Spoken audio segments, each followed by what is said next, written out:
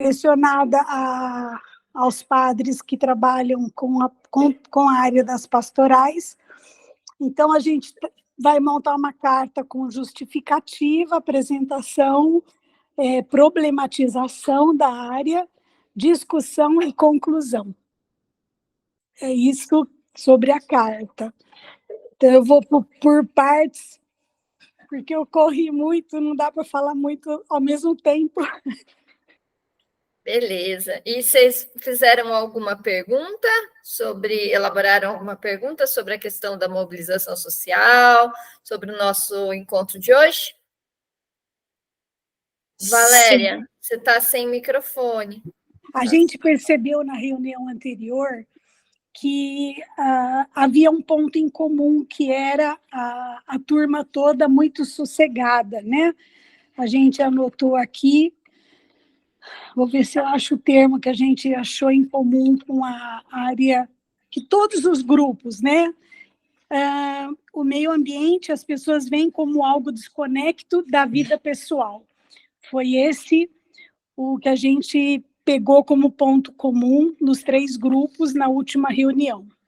E a pergunta é justamente, né, como desencadear a mobilização social? O que podemos fazer para causar esse desassossego social, essa desinstalação do comodismo? Quais fatores que vão gerar, que a gente pode estar ajudando a incomodar, entre aspas, né, para gerar mobilização social? Ficou uma pergunta assim, não sei se ficou muito boa em termos de redação, né? Tá ótimo. Gente, mais alguém trouxe ideias ou perguntas? Eu também queria só colaborar, então, como ela falou, né? Eu tô aqui de Mato Grosso, em Mato Grosso, Cuiabá. Nós já temos uma pastoral que está também começando, né, criando força, e para essa atividade nós já vamos começar agora com a mulher. Porque como tem o Dia da Mulher, né? Então nós já vamos trabalhar desde agora a questão da água, vamos juntando uma e despertando para a outra, né? Para dar essa sequência. Por exemplo, fazendo contato hoje, por exemplo, estivemos no Horto Florestal, aqui tem um Horto Florestal, que eles fazem um trabalho também de divulgação, né? Mas eles trabalham só com o meio ambiente. Então, nós vamos levar para lá estamos levando essa proposta de trabalhar como pastoral, né, com esse viés tudo de integralidade, né, não só o meio ambiente, mas a questão social também. E aí nós vamos realizar essa celebração do Dia das Mulheres, né, com essa abordagem ecológica, mulher e ecologia. E no dia da água, no dia 21, ainda estamos pensando se nós vamos fazer alguma celebração numa região que não tenha água.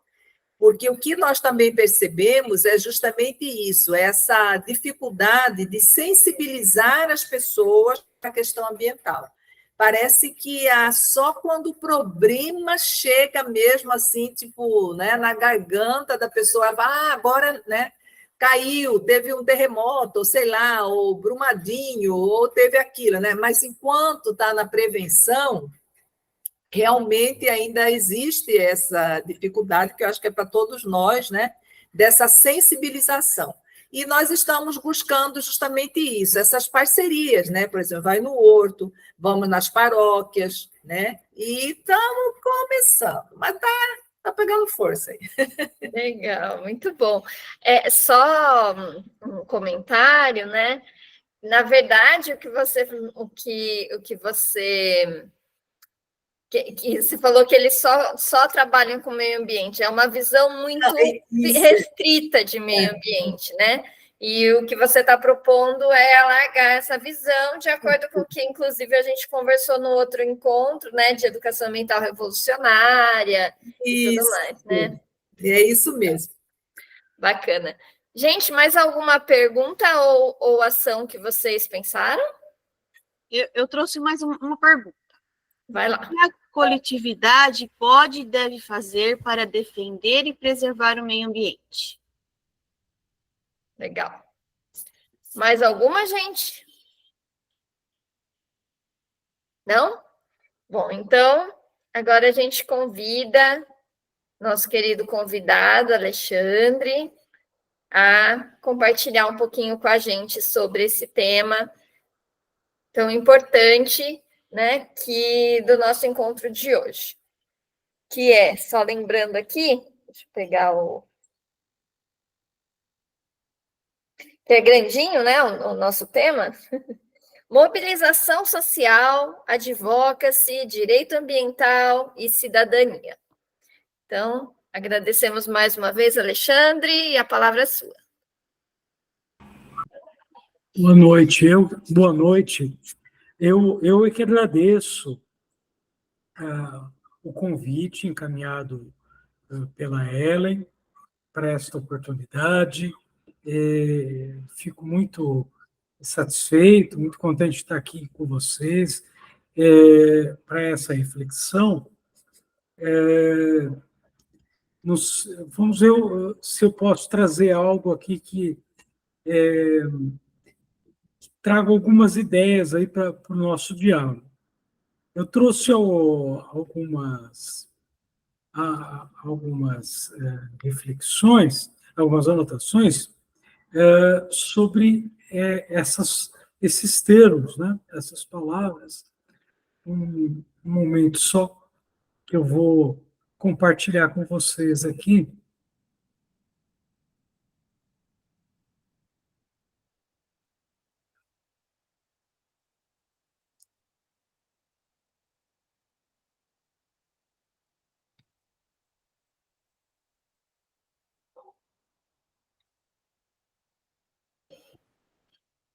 Qualquer problema, se não estiver indo, se quiser mandar para a gente, para a Ellen, que você tem o contato, ela pode compartilhar. Eu estou fazendo mais uma tentativa aqui. Tá. Se eu apertei o botão correto.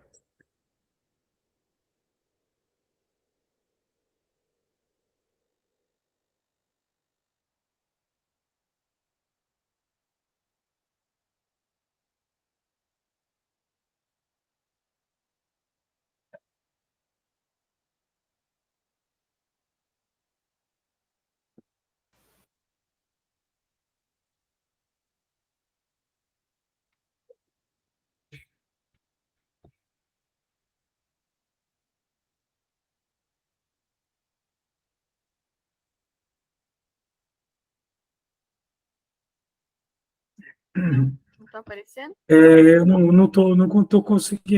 Eu vejo aqui para mim, mas eu não consigo ver a opção de compartilhar com vocês. Eu vou. É ali no apresentar agora, do lado da mãozinha, à esquerda, embaixo na tela. Eu até entrei em apresentar agora, mas não aparece. Aí coloca a tela inteira ou o ecrã inteiro. Em cima tem janela, guia guia Chrome e tem tela cheia. Um desses dois está o seu arquivo. Um desses três. Sim. Vamos ver se vocês conseguem ver alguma coisa agora. Agora sim. Agora sim. Sim. Pois não. Então é isso. Peço desculpas pela minha... ocultar ali, só para a gente não ver a barrinha. Não parar, ocultar. Ocultar, tá. Isso. Muito isso. Bem. Então, aí o que me foi passado, né? Mobilização social, advocacy, direito ambiental e cidadania. Bem, vamos começar, então, com mobilização social.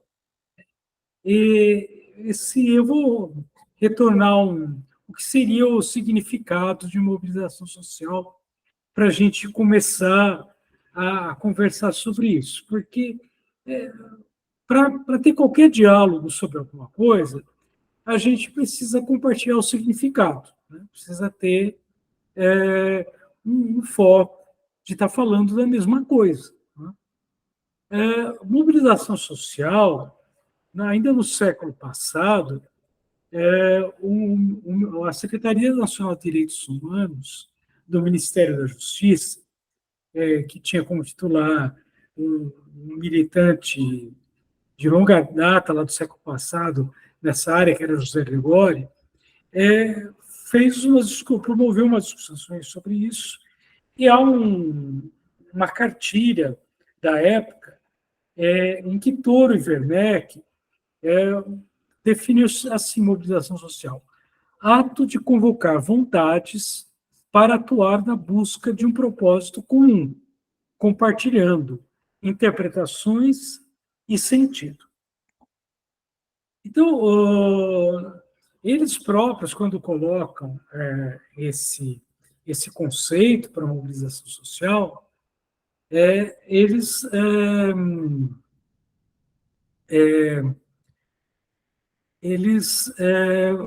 alertam a necessidade de se ter um horizonte ético, né? Porque mobilizar pessoas, mas mobilizar para quê? Em qual direção? Né? Não é como se tangenciar gado para um cercadinho. A gente já viu muito isso aí, né? Se mobiliza muita gente. Aqui foi levantada essa questão. Como que a gente traz as pessoas? Né? Várias organizações, várias mobilizações sociais existem para levar as pessoas para algum lugar.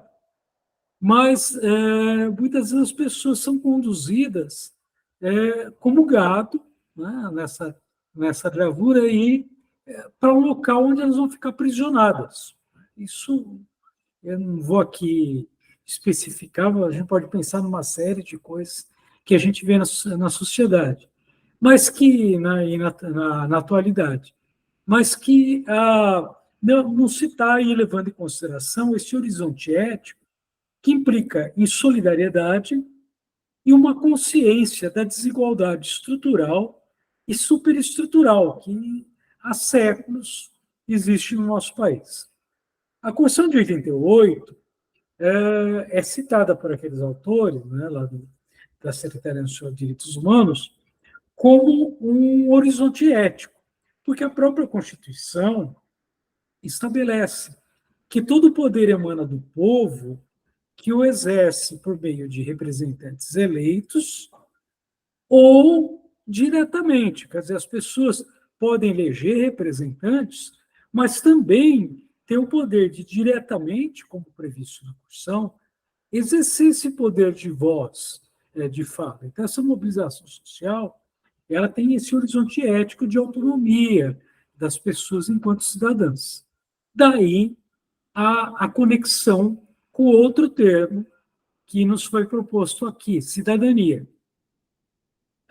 Dauno Dallari, um professor também de grande militância histórica nos direitos humanos,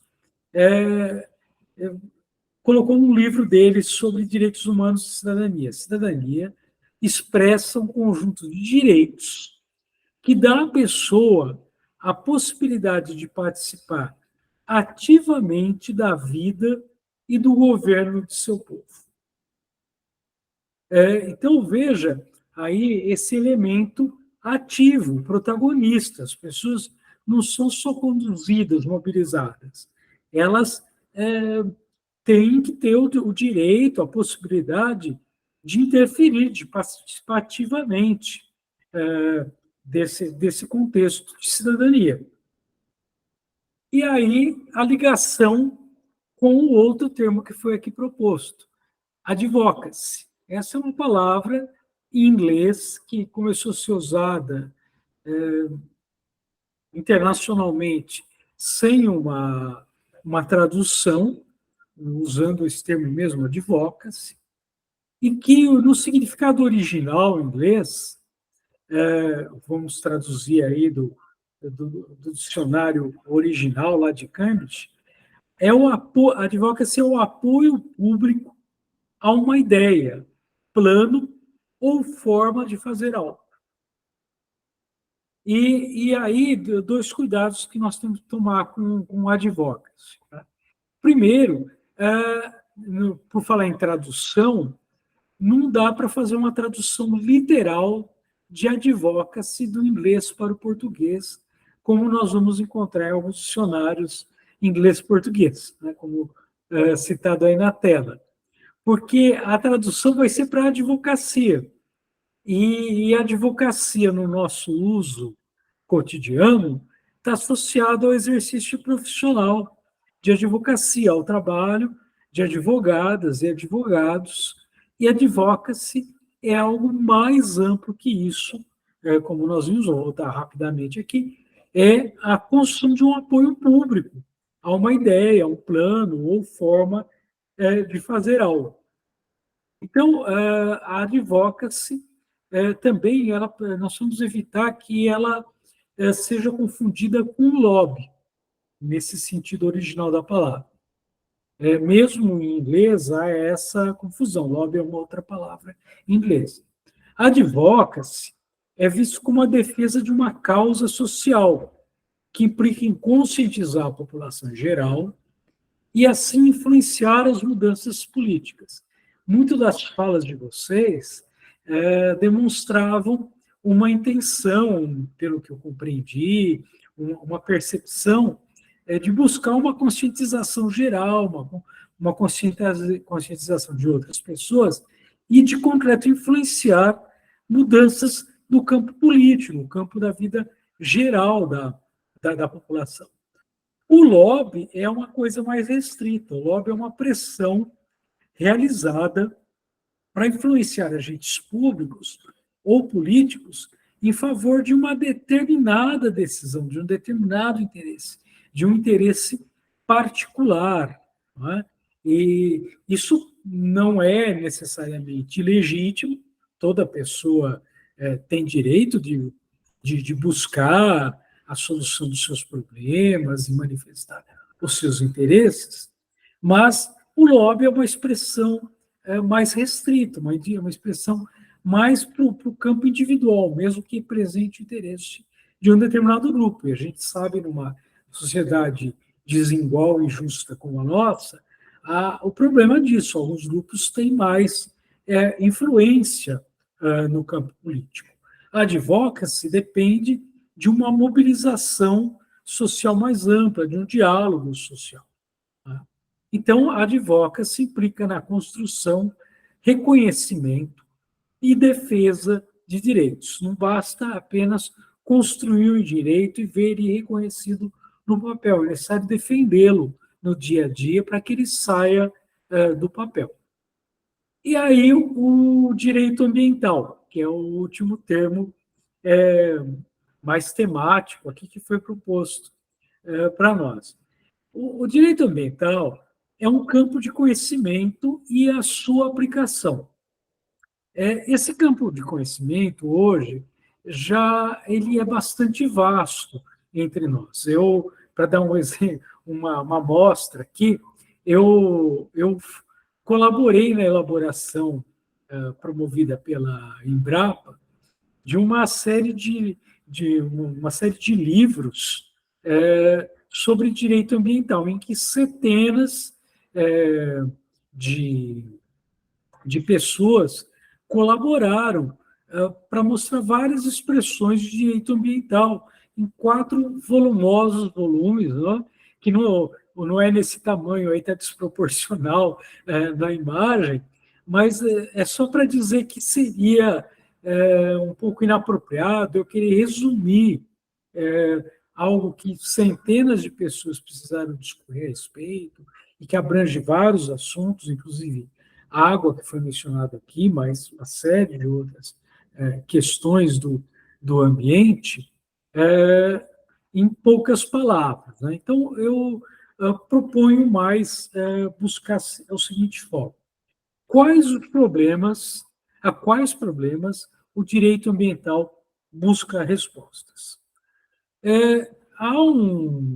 Em 1968, um escritor, um pesquisador, um cientista, chamado Garrett Hardin, publicou numa revista científica até hoje muito influente, das mais influentes do mundo, a Science, um artigo em que ele demonstrava de maneira muito prática, próxima à vida das pessoas, que nós vivemos uma sociedade cujo modelo econômico, social, acentua conflitos e negligência, descuido, esmanzelo em coisas que são de acesso comum, acesso de todas as pessoas, como o ambiente. E ele levantou esse problema e como desafio, como cuidar melhor das coisas que são comuns. Vários pesquisadores foram atrás disso e, em 2003, na revista Science, novamente foi publicado um outro texto que também se tornou muito mencionado, muito citado, de Dietz, Ostrom e Stern, que considera a relevância de arranjos institucionais para regular, para criar regras de uso dos bens comuns na perspectiva do interesse geral.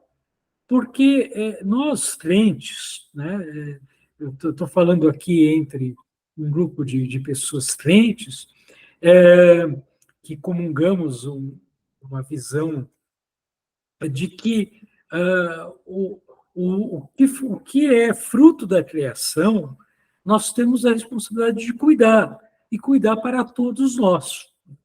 Então, a importância de ter regras, pactos entre nós sobre isso. Foi disso que Dietz, Ostrom e Esther, que não necessariamente são pessoas que compartilham das mesmas crenças, reconheceram cientificamente.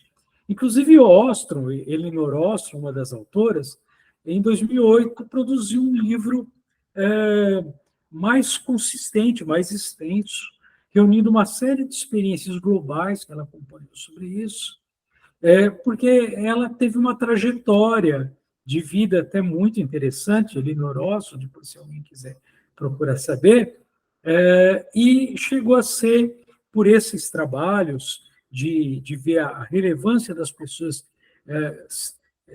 pactuarem arranjos, né, combinarem arranjos para cuidar do nosso bem comum, do nosso ambiente, algo que também se reflete na encíclica Laudato Si. A Elinor Ostrom, por conta desses trabalhos, ela acabou sendo a primeira mulher a ser reconhecida com um prêmio Nobel na área de economia, o prestigiado Prêmio Nobel Internacional.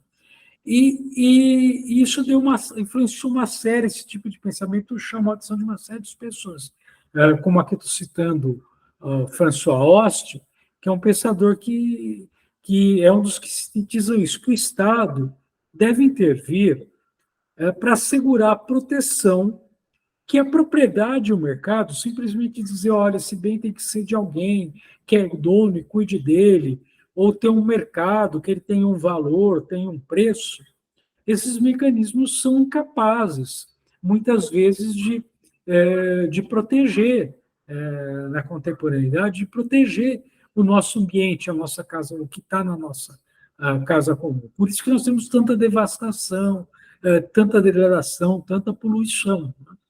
Porque realmente o maior interesse é o lucro, é o benefício apropriado individualmente, e não essa visão de conjunto, de cuidado.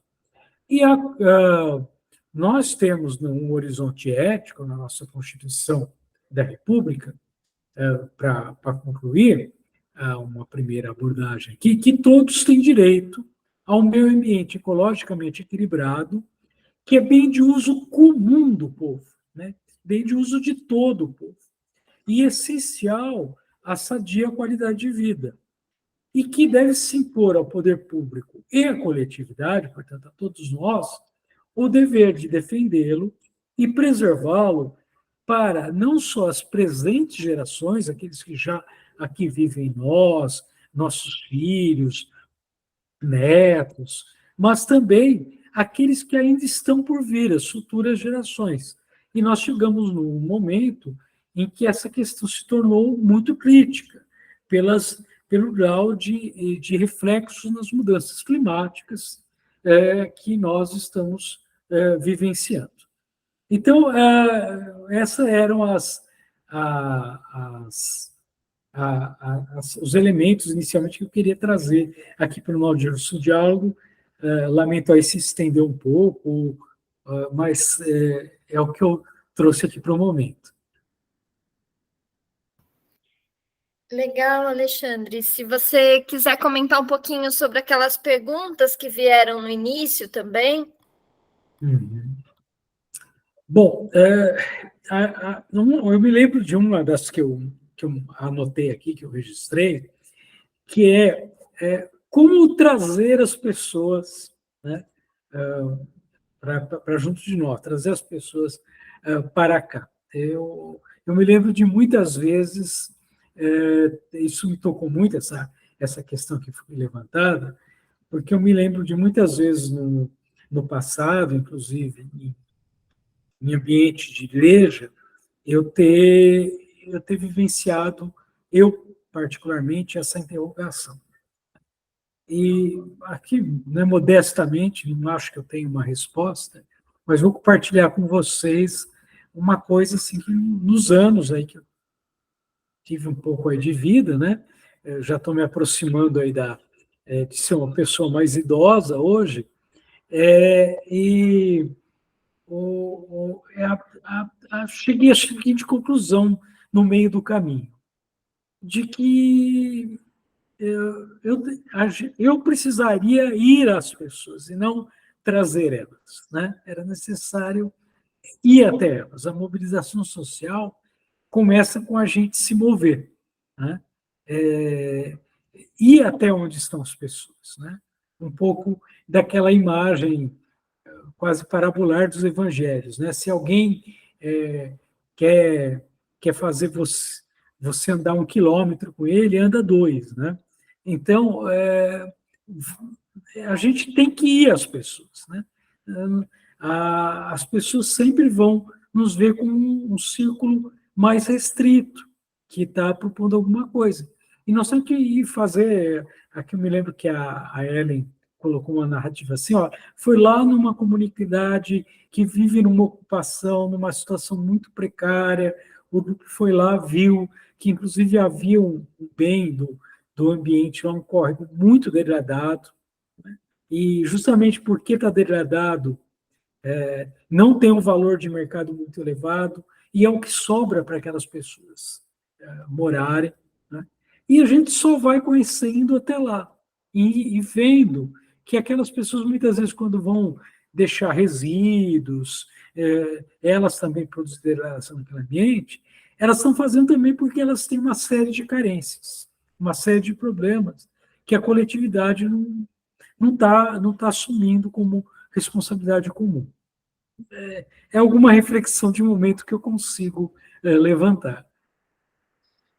Mas Legal. gostaria também de ouvir a de vocês a respeito. Perguntas, gente? Comentários? Seguindo o que o Alexandre disse agora, né, de mobilização, às vezes a gente pensa em estratégias para mobilizar, né? E eu acho que o caminho é exatamente ir até as pessoas. Eu acho que quando você busca o contato, né, o diálogo, é assim que a gente vai conseguir, talvez, mudar a situação e transformar. Não adianta a gente só ficar se manifestando, às vezes, só por WhatsApp, rede social, né? Com uma visita, como é significativa. Essa visita que a gente foi, eu senti, assim, uma coisa muito, o contato mesmo. É assim, Jesus não fala que nós temos que ir, né, até os mais carentes e olhar para eles, para ver as necessidades, né? Então, é exatamente isso que a gente tem que fazer. Às vezes a gente só fica questionando, às vezes murmurando, né? Mas a gente não sai do lugar, né? Então, às vezes a gente fica só no nosso núcleo, fazendo, às vezes, a roda de conversa. É muito importante a conscientização, mas ainda é mais quando você chega no contato, você vê a situação, que é outra realidade da nossa. Né? Nós que temos uma casa, uma estrutura, um salário, o alimento, né? Nós temos tudo, o básico, tudo o que a gente precisa.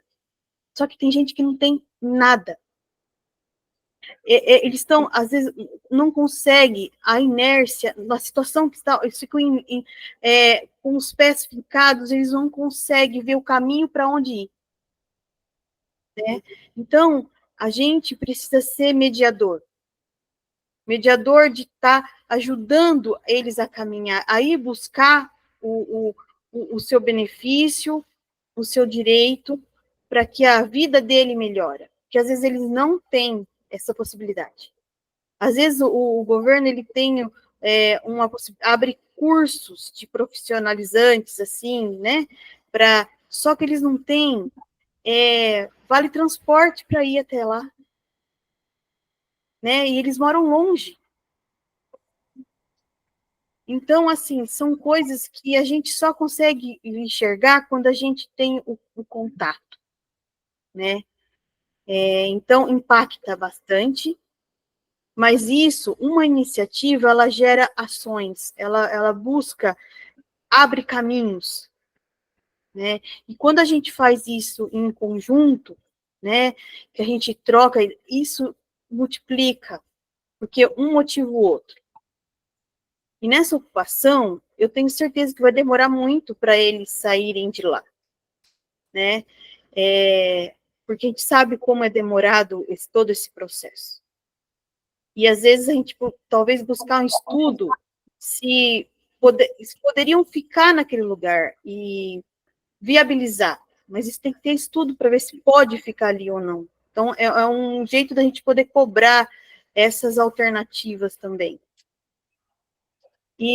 Só que para a sociedade não se fala nessas pessoas, elas são invisíveis, né? A gente que vive no centro da cidade, elas não existem. E às vezes abrem inscrições para casas populares, só que não priorizam essas pessoas também. Então é um olhar diferente que a gente precisa, né, tá buscando caminhos. Assim, a gente viu a dificuldade deles eles fazem almoço comunitário de domingo em uma cozinha que eles fizeram para isso, uma cozinha comunitária, um barraco que eles se reúnem para comerem junto no domingo. Então, eles ganham, às vezes, mantimentos, mais dificuldade para mistura e para verdura. E antigamente, o solo daquele lugar foi um aterro de entulho. Então, o solo é cheio de entulho de construção civil.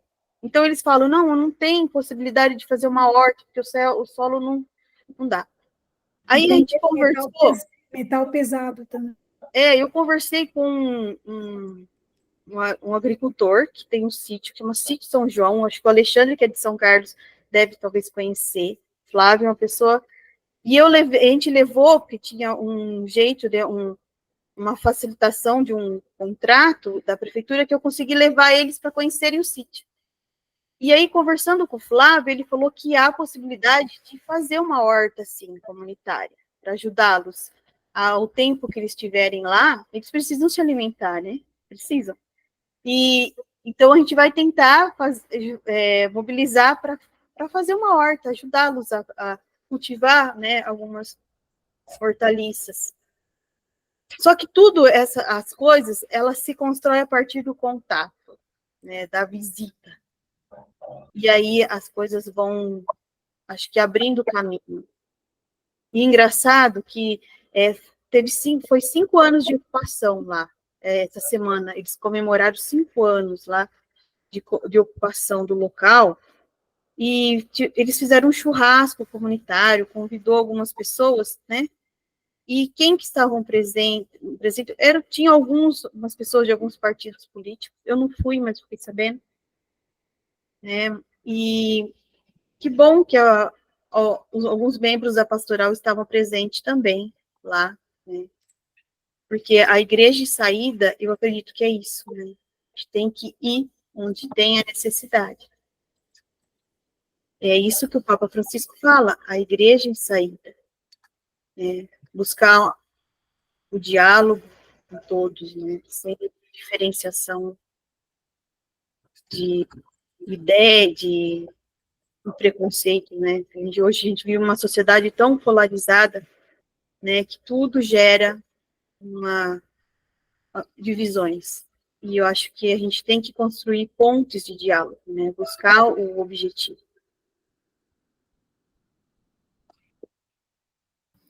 Legal, Valéria? Eu estou junto na ideia da Ellen, né?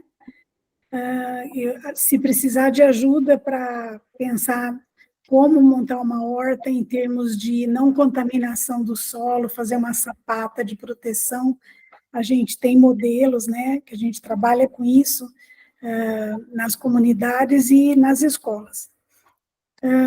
Agora, eles têm que mudar, essas reuniões têm que ajudar na formação deles, porque eles olham ao redor, aquilo lá, a gente se acostuma com o bonito, mas a gente também se acostuma com o feio, né? Então, a gente não repara mais que a minha casa tem um muro que está caindo, ou que tem um rabisco na parede, ou que tem um azulejo faltando. A gente se acostuma. Então, a gente fala o tempo todo para as comunidades ribeirinhas, cuidado na época da enchente, e o filho se junta e vai morar ali do lado, o outro filho mora do lado. Eles vão se agregando sem a possibilidade de uma ideia de sair daquele local e ir para um outro local diferente, né? Ou para uma cidade menor, que o meio de subsistência até é melhor e tem mais ganho. Não tem essa perspectiva, é a mudança de paradigma mesmo. Como você estava falando, eles não têm essa visão. E é muito sério, né? O governo fica lá pondo escora nos morros lá do litoral, mas não adianta. A natureza é imperativa, né? Aquilo vai vir abaixo, né? E as pessoas continuam morando embaixo, né?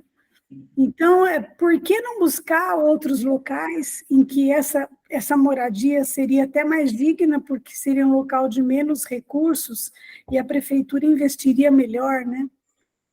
Então, é isso. A gente tem que trabalhar muito a formação, sem causar nenhuma agressão, com modo de colocar para as pessoas que há outros lugares que ela pode estar sobrevivendo. Não precisa estar naquele lugar, né? Que o filho não precisa estar passando por aquilo, nem o neto, nem o bisneto, né? Eu acho que a formação é tudo, né? Eu não lembro da formação do Alexandre. Alexandre, obrigada aí que você falou, mas você é da economia, de onde que você é?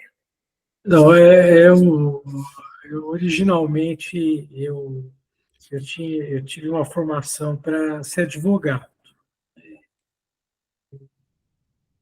Eu iniciei muito jovem nessa atividade, e por influência, inclusive, de contato com pastoral, com formação, eu atuava junto a movimentos sociais e de cidadania. Mas uma série assim, de caminhos, né, de evoluções pessoais, eu senti a necessidade de estudar um pouco mais. E isso me levou a iniciar também uma carreira acadêmica, que é onde hoje, já há décadas, eu me dedico mais, né, a formar pessoas na universidade, a levar as pessoas se formando a conhecer a realidade social do nosso povo e como ele se organiza para fazer frente a isso, né? E com essa preocupação com o ambiente em particular, né? Bacana. Então, hoje eu sou mais um acadêmico. Legal, Alexandre. Gente, eu queria compartilhar também com vocês uma coisa que eu acho que é bacana para a gente complementar, que é aqui. O Imaflora, que é uma ONG, né, aqui de Piracicaba, eles fizeram um material que eu mandei até para vocês, né, sobre advocacy, e eu tive uma experiência de construir uma estratégia de advocacy com um grupo, né? E é bem interessante porque, inclusive, você não sabe muito aonde vai dar. Quando a gente trabalha com perspectiva participativa, né? Na verdade, é a comunidade que traz as suas prioridades, né? Então, só passar para vocês, né, que acho que pode ser interessante até para a gente trabalhar nas pastorais, e quais os passos, né, para construir uma estratégia de advocacy, conforme esse material. Então, fala assim, de construir uma... Então, primeiro, construir uma teoria de mudança, né, o impacto que nós queremos causar, que o grupo quer causar, e as políticas públicas que a gente quer influenciar para isso, né? Então, como o Alexandre falou, a advocacy não é lobby. O lobby é de um grupo específico tentando atender às suas próprias vontades, né? Os seus interesses particulares, ou uma pessoa. Mas o advocacy não, a ideia é impactar políticas públicas que possam contribuir para todo mundo, né? E aí o grupo escolhe a sua prioridade, especifica o seu objetivo, aqui que eu falo que a gente não sabe onde vai dar, porque é isso, né? Quando a gente traz participação social, muitos caminhos são possíveis, e é muito interessante isso. Então, se escolhe essa política pública prioritária e a mudança que é pretendida. E aí se mapeia o processo decisório. Então, quais são as etapas desse processo decisório, quais são as regras, quais são os procedimentos. O processo decisório que está falando aqui é em relação àquela política pública. Então, por exemplo, eu lembro que quando eu fiz, acabaram escolhendo como prioridade um asfaltamento, né, uma pavimentação de uma rodovia, né, ali de Tupi, né, perto da onde eu trabalho. E aí, então a gente nunca imaginou que esse seria o problema socioambiental que eles elegeriam, né? E aí,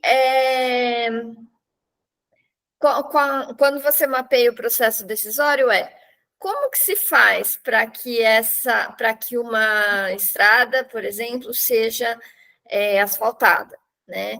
Então, quais são, quem decide isso, né? Para que eu possa entender as etapas dessa decisão, as regras, os procedimentos, né? Então, esse é o mapear o processo decisório.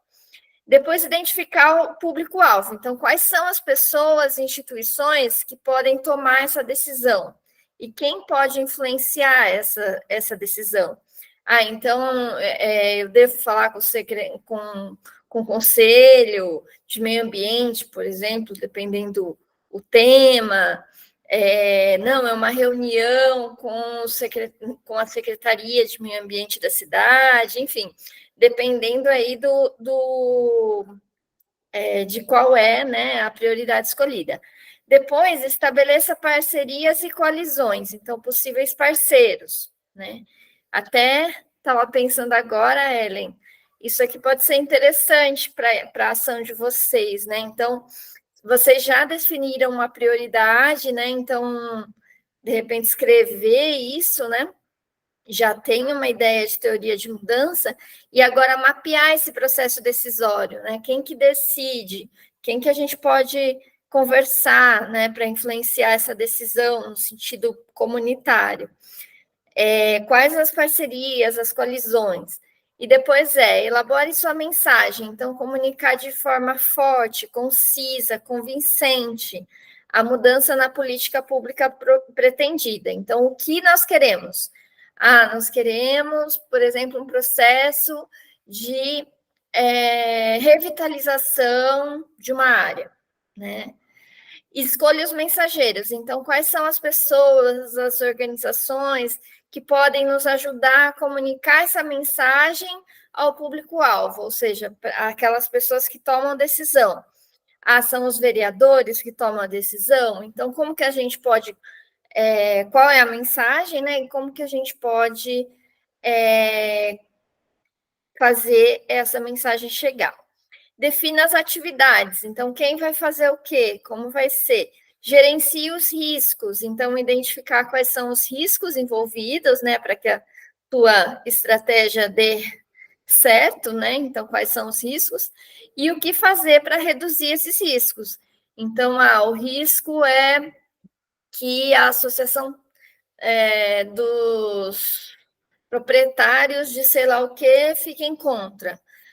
Então, o que fazer para reduzir esse risco? Será que uma conversa estratégica com aquela associação primeiro? Enfim, monitore e avalie. Então, como monitorar e avaliar se os resultados e objetivos estão sendo alcançados. Então, achei bem interessante, né, esses 10 passos. Tem naquele material que eu mandei no grupo, e achei legal compartilhar com vocês, né, para a gente, que pode ser uma estratégia interessante aí para construir estratégia de advocacy. Legal, muito, muito bom. Deu para entender. Eu não entendia, na verdade, a diferença e como fazer. Né? Hoje eu estou clareou. Obrigada. Legal. Parabéns, viu? Ficou muito bonito e bem lógico, né? Está bem claro também. Ficou uma receitinha de bolo. Né? Sim. Eles são bem didáticos. O que eu coloquei também do que o professor falou sobre advocacy e lobby, eu coloquei que o lobby é um ato coercitivo, né? Ele força as pessoas a estar juntas, senão as pessoas não vão ter o retorno que elas esperam. E o advocacy não, é um ato voluntário e livre, é um ato de liberdade. Eu vou dar trabalha com a liberdade e o lobby trabalha com a escravidão, né? Eu vou dar um exemplo de lobby, gente. Agora, o governo está querendo fazer a desoneração, acabar com a desoneração da folha de pagamento de 17 setores da economia. O que esses 17 setores da economia estão fazendo? Lobby, né? Para que eles continuem não pagando imposto sobre a folha de pagamento, ou, quer dizer, com uma alíquota muito mais baixa. Então, isso é lobby. Né, o lobby, eles estão buscando o interesse de quem? Deles, entendeu? É diferente de advocacy, da gente construir uma estratégia com a comunidade para o bem comum, né, e não para o interesse de um grupo específico que seja privilegiado.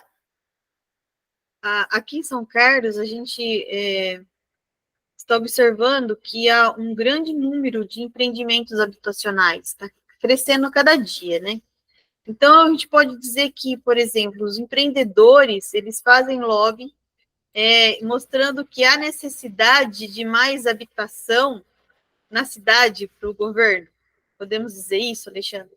Que eles demonstram a favor dele que há uma necessidade e benefício de melhora da economia e tudo mais, e com isso o prefeito está aprovando um monte de empreendimento. E esses empreendimentos nem sempre vai atingir a camada social mais necessitada. Né? De fato, porque eles não são feitos para atender essa necessidade populacional, né? Necessidade comunitária, inclusive, das pessoas habitarem nas suas comunidades com dignidade, como foi dito aqui. O objetivo é um objetivo de mercado, são empreendedores. Então, primeiro eles identificam áreas que têm possibilidade de ganhar um alto lucro, porque elas vão ser adquiridas por preço muito baixo, né? Não vão corresponder necessariamente a uma necessidade de funcionamento da cidade, de serem próximas aos locais de trabalho, de educação, de convivência social, mas vão ser incentivadas para que investidores coloquem lá seu dinheiro, né? Façam um tipo de poupança, adquirindo aqueles empreendimentos. Né? O objetivo deles é ter lucro com isso. Então, tudo quanto é benefício que for feito por políticas públicas vai acabar beneficiando o empreendimento individual. Isso não é uma advocacy, realmente na discussão do feito, é um lobby, né? É voltado para o interesse particular. Inclusive, muitas dessas empresas, elas são mecanismos financeiros, elas constroem, entregam os imóveis e vão embora, elas não têm mais responsabilidade alguma sobre a qualidade de vida das pessoas ali, elas só querem comercializar dívidas, né? Dívidas para as pessoas pagarem o resto da vida de financiamento imobiliário e que nem essas empresas vão ficar para cobrar dívida, fica para a Caixa Econômica, para agentes financeiros, geralmente do Estado. Então, essa diferença. Nossas cidades são predadas, né? São objeto de predadores, se a gente fala em termos de meio ambiente. Então, os cursos d'água são ocupados, são aterrados, as construções são feitas sem respeito ao ambiente. Essa é a lógica do mercado e não da solidariedade social. E aí, uma coisa que é importante, né, quando a gente está falando, né, de lobby, inclusive, é que, por exemplo, no Senado, ou na Câmara de Vereadores, ou na Câmara de Deputados, na Assembleia, quem está ali? Né? Quais são os setores que estão ali? Quais são os grupos sociais que estão ali representados? Né? Então, é muito importante a representatividade. Né? Então, por isso que é tão importante que a gente tenha mais mulheres em cargos de liderança, em cargos políticos, inclusive, mais negros, mais LGBTQIA+, mais pessoas que lutam por movimentos sociais dos mais diversos possíveis, né? Mais ambientalistas, enfim, mais de todos os grupos, né? Principalmente aqueles que são mais deixados de lado, vamos dizer assim, né? Então, essa representatividade é muito importante para poder dar uma equilibrada nessas forças políticas, né? Porque senão o lobby, por exemplo, do setor do agronegócio, que não está preocupado com as questões ambientais, porque existe o agronegócio que está preocupado, mas o setor que não está preocupado, né, vai acabar aprovando leis cada vez mais nessa direção por causa do seu lobby, né? Então, é muito importante que se trabalhe a questão da representatividade.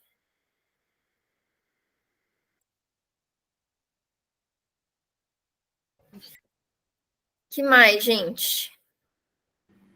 Bom, quando você começa por falar de lobby em agronegócio, eu me lembro que há 25 anos atrás, a gente estava em grupos de estudo na Unicamp e na PUC falando sobre o início dos milhos transgênicos, né? O início das culturas transgênicas. Então, todas aquelas pessoas que tinham plantação, elas eram convocadas e elas eram intimadas a comprar aquele milho. Você fechou o microfone. Bom, então não sei o que vocês ouviram. Foram convocadas a comprar aquele milho. Aquele milho que eles iriam ter que utilizar, era tudo assim, tudo formatado, né? Tinha que comprar aquele milho, aqueles produtos de insumo agrícola, aqueles defensivos agrícolas que vinham todos no pacote, né? E o produtor lateral, que tinha abelha, todo mundo tem abelha, porque a abelha, graças a Deus, é livre, as abelhas que polinizavam as culturas transgênicas, e iam, então, macular, entre aspas, né, os nossos milhos caboclos, né? O que acontecia? Depois, as firmas vinham e cobravam esses milhos que tinham sido transformados pelas abelhas. Então, é uma coisa muito complexa. O lobby das sementes é uma coisa assim selvagem, nossa, dá asco, né? Todos nós, na época, ficamos indignados, a gente foi totalmente contra a entrada do material transgênico no Brasil, mas perdemos, né? Um beijo aí para quem também foi, na época, contra, como a gente lá. Legal. E aí, gente, dúvidas? A gente tem bastante tema hoje, hein? A gente está fazendo um encontro com muitos temas: cidadania, advocacy, mobilização social, direito ambiental. Tudo isso vocês sabem tudo. Ninguém tem dúvida. E aí? Ou comentários? Ou não sabe nada, porque quando não tem dúvida é porque não entendeu nada. Vai lá, Maria Aparecida. Vai lá. Pode falar. Oi, pessoal. O marido dela. É o Jorge. Oi, Jorge, pode falar. Eu e a Cidinha, a gente estava em viagem, estava acompanhando. Boa noite, Alexandre. Quanto tempo? Boa noite, Jorge.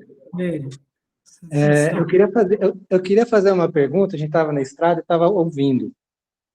Que você colocasse, Alexandre, a questão, quando você falou do direito ambiental, você falava em questão de limitação, de colocar rédeas, de direcionamento, né? E a gente está falando de advocacy. A pergunta, assim, o Estado, nação, o Estado membro e o Estado municipal, né? Afinal, o Estado já não era para fazer essa função? E quando você estava colocando recentemente, né, que a verdade os grupos que estão aí dominando, controlando e vão ocupando nossas cidades, e de repente eles são os controladores do Estado. Então me parece que nós estamos fazendo aquela função que não era do Estado, ou melhor, uma função que era do Estado, que era a defesa do interesse público. Porque o Estado não está fazendo a defesa do interesse público, porque ele está ocupado por espaços, por poderosos que só querem se valorizar. Você acompanha esse raciocínio? Você vê essa função do direito ambiental como uma rédeas para o Estado também? Olha, eu vejo, Jorge, como você sabe, isso é uma luta de muito. A advocacy, ela se notabiliza por construir direitos, por tornar direitos visíveis, né? Para haver um reconhecimento de pessoas, do direito delas. Então, muitas vezes as pessoas estão marginalizadas, estão esquecidas pela ação do Estado, somente de um Estado historicamente autoritário, como é o caso brasileiro, um Estado que desde a colônia, desde o escravismo, ele existia para atender o interesse de alguns, né, que controlavam esse poder, e aí os movimentos para reconhecimento desses direitos, como eu dizia. Mas uma vez que se concretiza um passo da advocacy, do reconhecimento do direito, há dois passos, né? Por parte de quem controla o Estado. Primeiro é o de que aquilo não vai se tornar realidade. Vai ter que ser toda uma outra jornada para tornar aquilo concreto, para tirar do papel. E hoje o mercado ele acaba se apropriando disso, né? Acaba tomando conta disso, algo semelhante ao que a companheira falou do milho, né? O milho foi polinizado pelas abelhas e eles querem se tornar dono. É algo semelhante assim. Veja, por exemplo, o movimento por moradia, pelo direito de moradia decente das pessoas. É todo um movimento social. Aí vem uma política como Minha Casa Minha Vida, que se propõe a atender esse direito, né? Aí é um encontro dessa advocacy contemplar o direito das pessoas à moradia. Mas o que faz o mercado? Travestido de construtoras, de empreendedoras de moradia. Elas dominam o mecanismo, oferecem o tipo de produto que elas querem, não uma construção que atenda à necessidade das pessoas, mas no local que eles definem, pelo preço que eles quiseram comprar, onde eles quiseram. Né? Produzir aquele tipo de produto, se coloca num apartamento uma pessoa que vem de uma cultura rural, que quer ter uma horta, como foi falado aqui, e não vai ter espaço para isso. Né? Mas o objetivo é o quê? Enredar essa pessoa numa dívida. Né? E não oferecer aquele direito que ela estava buscando. Então, o grande problema é o Estado é controlado por quem? A importância daquela metodologia que aqui foi colocada, da Hemaflora, de identificar os processos de tomada de decisão. Quem são os atores envolvidos? Como isso caminha? Como se chega até a decisão, até a concretização dela? É necessário entender esses mecanismos para não ser sequestrado por eles, não é? Isso é importante, a consciência social demanda isso. E é muito interessante, eu lembrei agora de uma experiência que a gente teve na Crisma, e nós pedimos para que os jovens, nem estava pensando em advocacy, nada, mas para os jovens trazerem problemas da cidade que eles acham que poderiam ser melhorados e tal, né? E aí eles trouxeram, e nós trouxemos alguns representantes tanto da Câmara de Vereadores quanto de movimentos sociais. E foi muito interessante, né? Eles trazendo assim, então teve um grupo que trabalhou com a saúde. Então, como que é a saúde de Piracicaba? Quais são os números, né? Quais são os problemas? E trazendo esse olhar, né? Então, possibilitar também as pessoas olharem para isso, porque às vezes simplesmente não olham, né? Não sei como está a saúde na minha cidade. Né? Então, é bem interessante também. Lembrei dessa experiência, foi muito legal. A Mariluce queria falar. Oi. Não, realmente isso aí também Valéria, você pegou no X aí, desde lá para trás, meu Deus do céu. Mas eu só queria ressaltar a brilhante intervenção aí do nosso colega. Gente, nós estamos chegando na reflexão da necessidade da desinversão, né? Da desinversão. Nós fomos mobilizados, educados, tudo para ser o quê? Não, gente, nós vamos ter um Estado, o governo vai criar, vai cuidar, vai nos proteger. Nós vamos só pagar um impostozinho e eles vão cuidar de tudo. Mas o dono somos nós. Nós somos quem temos, somos o povo que detemos, né, o poder. Né? Gente, quantos séculos? Estou com 67 anos, até hoje é essa história que nos vendem. Né? Nós estamos mobilizados para esse caminho.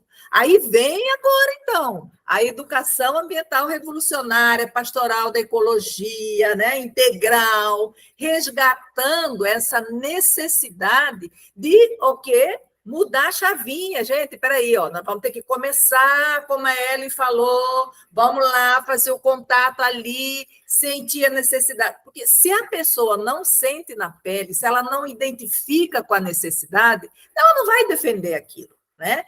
Aí vai lá identificar aquela coisa, o que nós podemos fazer, ficar aqui, permanecer aqui, ou ir para um outro lugar, como a Valéria falou, quer dizer, estar junto na decisão. Mas aí entra o quê? Políticas públicas. Quando nós vamos falar de políticas públicas, não quero nem saber, não quero mexer, porque acho que você está tomando partido, que você está mexendo com política. Gente, eu acho que eu acho que essa reunião de hoje, para mim, já é uma luz, assim, opa, quantas pessoas aqui? 14, 15 pessoas. lideranças pensando nessa nossa realidade, gente. Nós precisamos de mudar, transformar, sensibilizar, porque conscientizar, ninguém conscientiza nada, né? Mas pelo menos sensibilizar e mostrar o caminho, como o doutor Alexandre falou, mostrar o caminho de ética, por onde nós queremos ir, por o que nós devemos fazer. Nós estamos num ano de políticas, né? Eleições estão aí.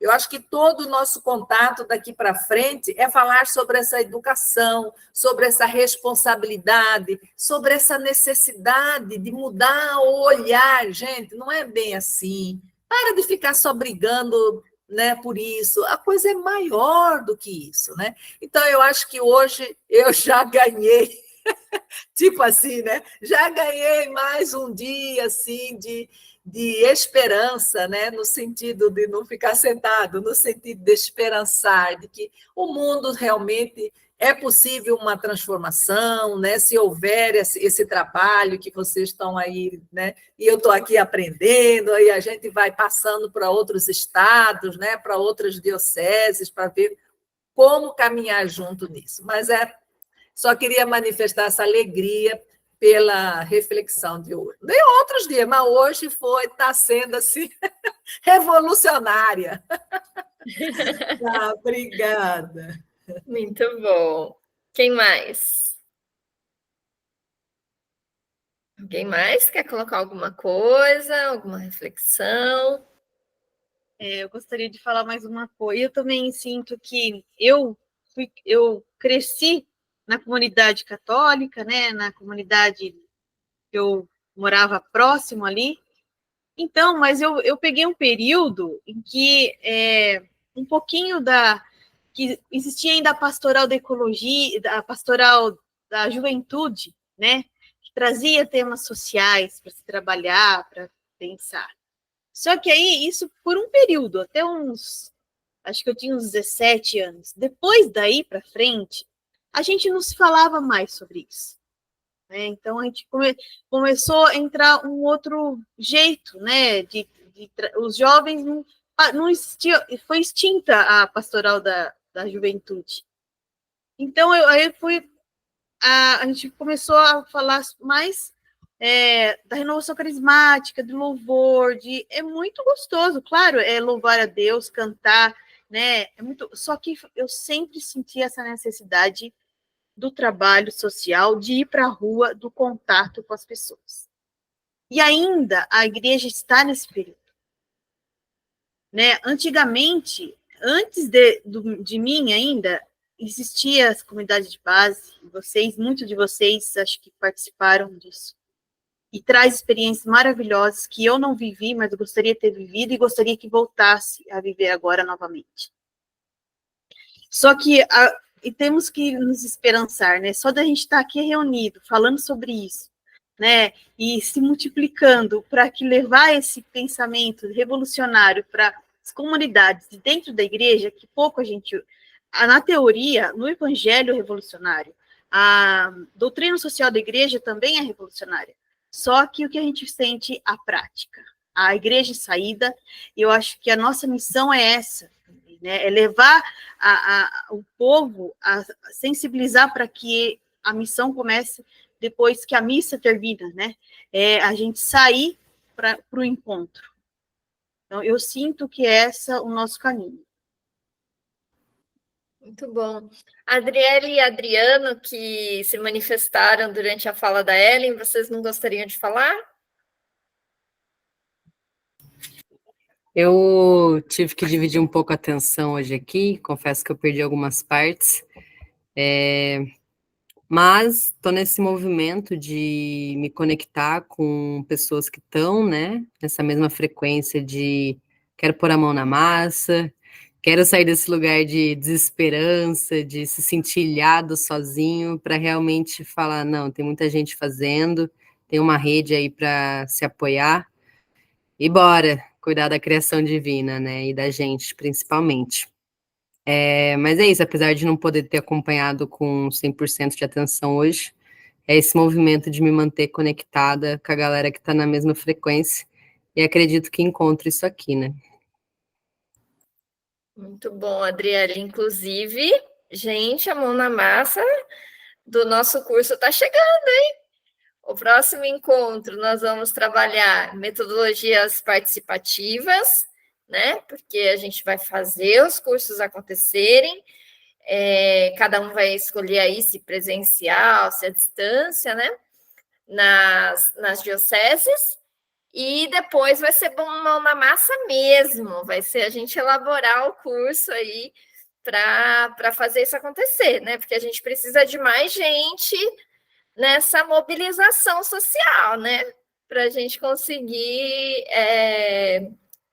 fazer tudo isso que a gente está falando. Adriano, você gostaria de comentar? Então, o comentário que eu gostaria de fazer seria em cima mais ou menos do que a Ellen colocou, né?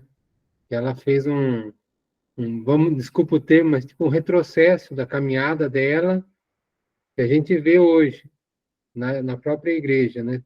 Criticam tanto, por exemplo, a juventude que não está na igreja, mas não lembram no passado quanto foi trabalhoso o trabalho com a juventude. Digo tanto isso porque o fruto meu de envolvimento na igreja se iniciou pela pastoral da juventude. Aqui na base, subiu a nível de diocese, sub-região, regional, com algumas vivências a nível nacional também. E agora, voltando para a base, está tendo um chacoalhão na diocese sobre isso também, né? Cadê a juventude? E também a questão nossa, pastoral da ecologia.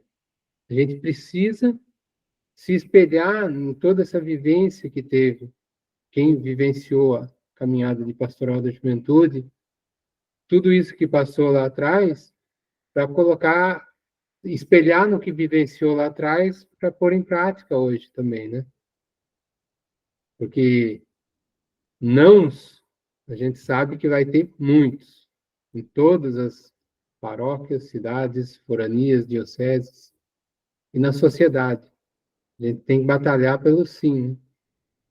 Pelo apoio, pela dedicação de todos.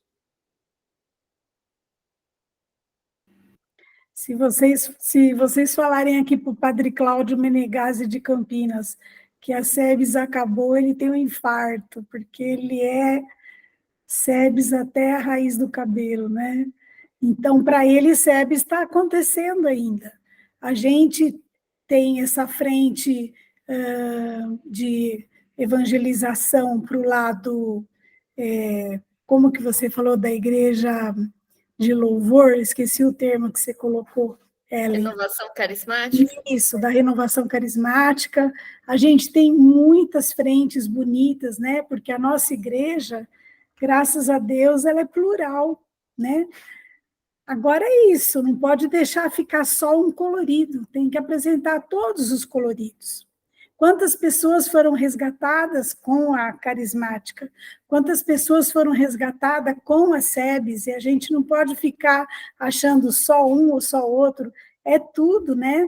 Na minha época, eu fiz pouco parte da SEBS, eu acompanhei um pouco mais, eu fui mais do lado mais reflexivo, quando era mais garota, em Itaici, na Semana Santa Jovem. A gente fazia o ano todo preparação para a Semana Santa, né? As cidades da região se reuniam para fazer o estudo para a Semana Santa Jovem.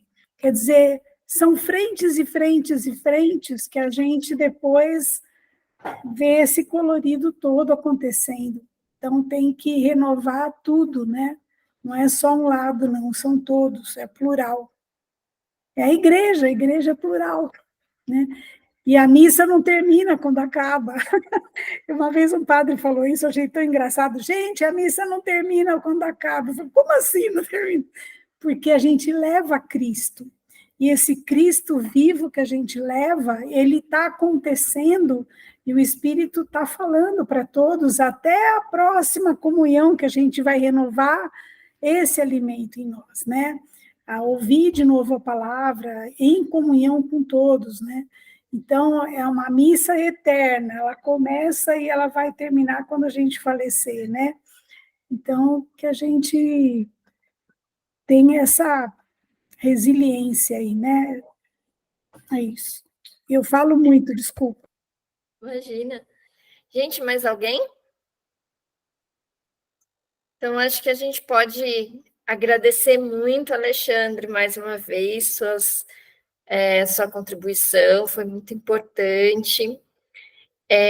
Não sei se você gostaria também de colocar alguma coisa antes da gente passar para a irmã Claudenice, fazer mais para o encerramento do encontro. Você gostaria de falar alguma coisa, Alexandre? Olha, agradeço muito o convite para participar deste encontro de vocês. Eu também vivenciei parte, né, das histórias, com alguma semelhança das histórias que foram contadas, né, de vida, de vivência. É uma história, né, do nosso povo e que não termina, né? Está em andamento e é interessante compartilhar essas percepções. Eu agradeço muito. Legal. Nós que agradecemos. Irmã Claudenice, é com você.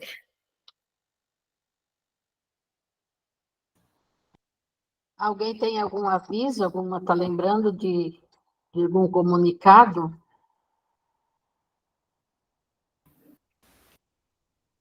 Só lembrando do nosso próximo encontro. Fechou o áudio. Desculpa. Para nosso próximo encontro, só lembrando, né, que o nosso próximo encontro é dia 7 de março, né? Que nós vamos nos encontrar para trabalhar a questão de metodologias participativas. Certo. E a Neide participou ontem da reunião da Subregional 1, né, de São Paulo, e ela vai trazer os informes, né, e vamos colocar no grupo também, né, os informes que eles estão nos passando, tá bom? Isso, Ellen. Depois eu passo, tá, pessoal, no grupo, tá bom? Sobre os informes de ontem. É que hoje eu não tive tempo para estar fazendo uma pautezinha que aconteceu ontem. Então, mas eles deixaram bem claro, ainda está com antecedência, mas para a gente estar elaborando alguma coisa a nível de diocese sobre a questão da água, tá? No dia 22, né, que é Dia Mundial da Água, para a gente estar fazendo uma atividade, tá bom? Aí para as dioceses se organizando. A Ellen já programou, né, Ellen? Nós também programamos, né, a carta que nós vamos estar elaborando, né, também para o Dia Mundial, mas aí para as outras dioceses também. Legal. Lembrei também, você falou do Dia da Água, vou fazer alguns convites. Vou fazer já, porque daí vai abrir inscrição, né? No dia 14, às 9 horas da manhã, eu vou dar uma palestra. Os rios, como que é o nome mesmo? Os rios e as mudanças climáticas, o que temos a ver com isso? Vai ser pelo Instituto de Pesquisas Ambientais, vai ser online, vai ser gratuita e tem que fazer inscrição. E pretendo trazer várias coisas interessantes. E no dia 16 de março, às 8 horas da manhã, não, às 9, desculpa, às 9 horas da manhã, nós vamos ter uma trilha das águas aqui no Horto de Tupi, na Estação Experimental de Tupi. E assim, gente, já aviso, o ano passado foram 70 inscrições e voou. Então, assim, quem quiser participar com a gente presencialmente, assim que a gente fizer o cartaz e tudo mais, eu mando para vocês no grupo, para fazer inscrição. Ok. Como, então, oração encerrando ou dando início, né? A missa terminou, começou nossa missão, como já foi lembrado aí hoje, uma palavra de esperançar, de levar para frente, de adiante, a partir da reflexão de hoje.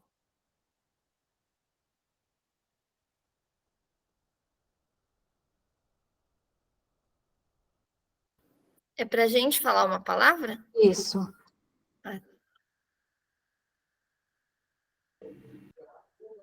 Resiliência, irmão. Esperançar. Adriele, conexão. Colocar em ação. Olhar a realidade. Eu ia dizer ação também. Perseverança. Eu não ouvi a Coragem. sua, Lúcia. Ação, Malu. Revitalizar. É como estou me sentindo hoje. Falou? Jornada. Como? Não entendi. É jornada que ele falou? Isso. Tá habilitado? Tá. Ir ao encontro.